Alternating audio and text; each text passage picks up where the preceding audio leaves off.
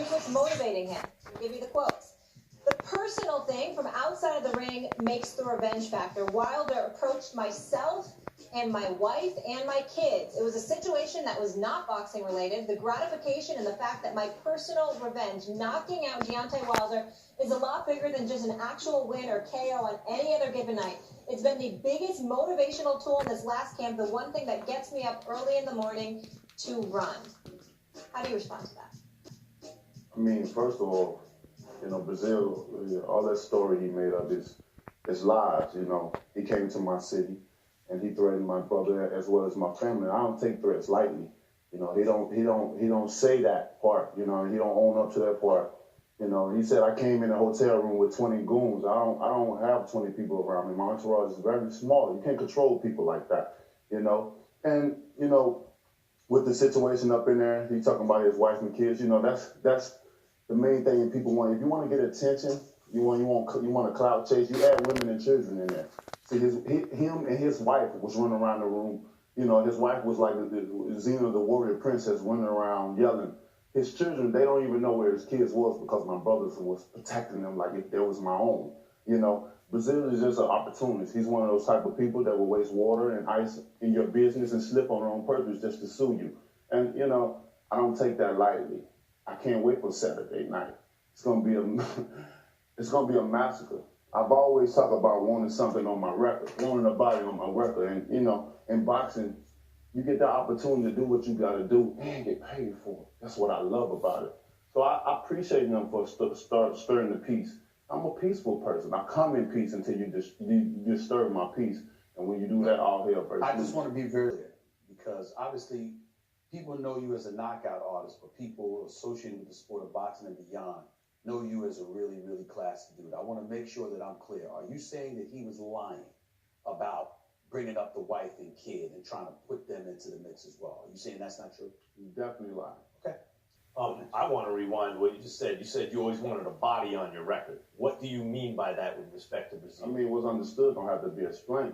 I don't have to go no further with that situation. But come Saturday night on Showtime at the Barclays Center, you'll see what I'm talking about. When you say your version of events, it's credible to me because that's how, in my experience with you and watching you over the last, 10 years now, it seems to me that you are that kind of guy. You'll keep your side of the street clean. But if you feel someone steps over the line, then you handle it in a way that others don't always find socially acceptable. Is that a fair assessment of the kind of person you are? I mean, I'm a peaceful person. I come in love until you interfere and you disturb the peace. And then, like I said, I bring another side of me out. I don't like to turn it to the other side of me. I like to keep it in the ring. That's the bronze bomber. Like I said, on outside of the ring, I'm Deontay, but inside the ring, I'm the bronze bomber. It's two different things. It's two different mindsets. And when you cross that level, when you cross that line, yeah, you don't want to mess with it. Welcome to another edition of IMO Sports with Pedro Justice. Dominic Breazeale is still telling this same story. There were people there who verified what happened. Basically, Deontay Wilder saw Dominic Breazeale, told him, hey, what's going on? Why are you threatening my brother? Then some pushing and shoving started happening around them. And then it was mayhem. People watched Dominic Breazeale's children. They kept them out of harm's way.